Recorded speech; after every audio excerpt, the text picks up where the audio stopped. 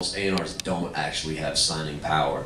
And you could come into my office and play me something and I may think you're great, but with most A&Rs, there's about 3 other people or 2 other people or sometimes 1 above you that, that carries a CEO or a president title, and, they're the final say. And, I mean, one of his artists, Pill, I went, 500 miles for that dude trying to sign him. I thought he was incredible, and ultimately Barry Weiss pulled out of the deal. So, we're not the end all and be all. We're just the initial gatekeeper.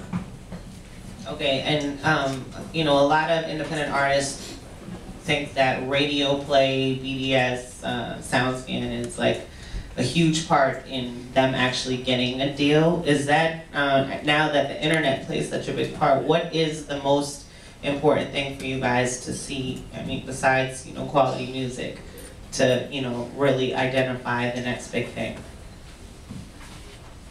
For me, I like to see work ethic. I like to see internet presence and viral videos getting done. All that kind of stuff counts for me. Radio play, it is important, but when you got that internet presence up there, you could really make some moves in this industry now. The internet is playing a huge part. So that's I'm speaking for myself. I think that it's a twofold answer. I think it depends on the label.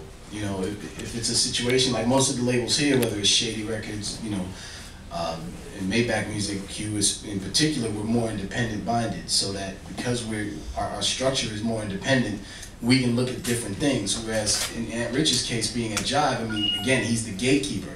So he might think that the internet presence alone is satisfactory, and take it to Barry Weiss or to Wayne Williams or whoever, and they're gonna turn around and decide, well, it's not enough.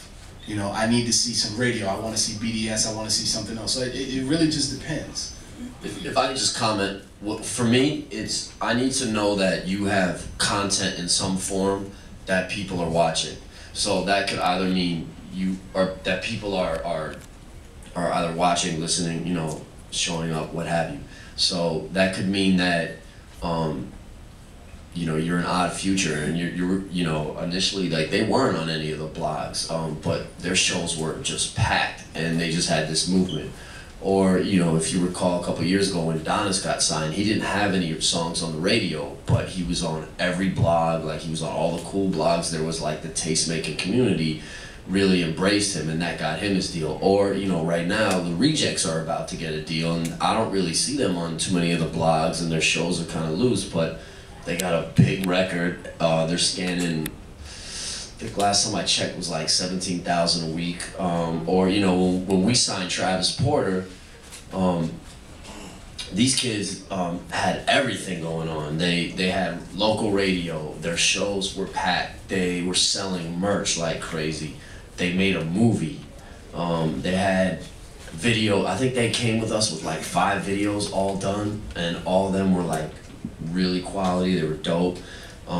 So it's content, and it's up to you to decide which content you're best, which form of content you're best at creating, and which content you have the ability and the resources to get out there.